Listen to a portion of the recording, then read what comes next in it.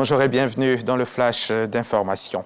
Hier était jour de Conseil des ministres en Côte d'Ivoire. Les membres du gouvernement étaient réunis autour du président Alassane Ouattara au palais de la présidence de la République.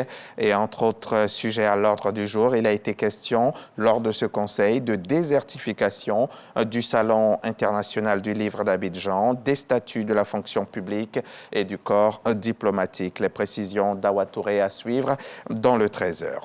L'une des résolutions de la 4e étude nationale prospective Côte d'Ivoire 2040 est de permettre à tous les départements ministériels et autres organismes publics de pouvoir réaliser sa propre étude prospective, d'où l'élaboration par le Bureau national de la prospective d'un manuel de procédure dédié à la prospective sectorielle. Question de permettre au secteur concerné d'avoir les outils nécessaires. Mahama Traoré a assisté à l'atelier de validation du manuel. Il nous en parlera dans le 13h.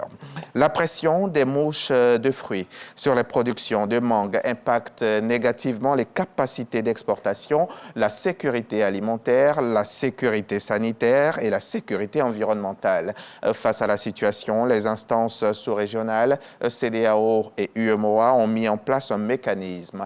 Quel en est le bilan aujourd'hui? Le bilan depuis toutes ces années donc que ce mécanisme est mis en œuvre. Élément de réponse avec Lonside Bakayoko. De gigantesques cargaisons de mangue interdites d'accès au marché européen, provoquant de lourdes pertes de revenus pour les pays d'Afrique de l'Ouest, notamment pour les petits producteurs. En cause, les mouches de fruits, ces redoutables ravageurs qui détruisent la qualité des mangues. Les 15 pays de la CEDEAO ont décidé de mutualiser les efforts à travers une lutte globale. Et comme je l'ai dit, c'est un excès de quarantaine, mais qui ne connaît pas de frontières. Si en Côte d'Ivoire, nous déployons des efforts pour lutter contre les mouches, et que les voisins comme le Burkina et le Mali ne font rien, les mouches ignorent les frontières, ils seront détruits, ils reviendront du Burkina où ils n'ont pas été contrôlés pour revenir saper les efforts de la Côte d'Ivoire.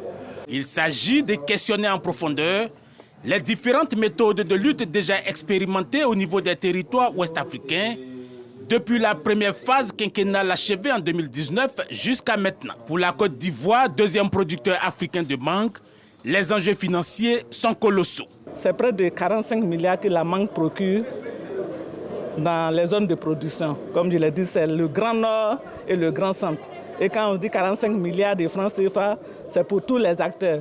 Les producteurs seuls, c'est près de 6 000 producteurs dans la filière mangue. Et c'est plus de 6 milliards de revenus pour les producteurs. Le plan régional de lutte contre la mouche des fruits en Afrique de l'Ouest a été initié par la commission de la CEDEAO. La surveillance et le suivi s'organisent autour de 3 paliers, préventif, intensif et intégral. 3 semaines après le bain de sang en marge des manifestations du 20 octobre au Tchad, plusieurs partis politiques et ONG sont interdits d'activité. Les arrestations se poursuivent et cette situation inquiète les chancelleries étrangères qui tentent d'éviter de nouvelles violences. 2 sources officielles confient que des pays ont pu recueillir certaines preuves matérielles montrant la répression des forces tchadiennes en action contre les civils. Un élément qui pourrait servir de moyen de pression. Le procureur de la Cour pénale internationale a présenté hier mercredi au Conseil de sécurité des Nations Unies son dernier rapport d'étape sur l'enquête de la Cour en Libye.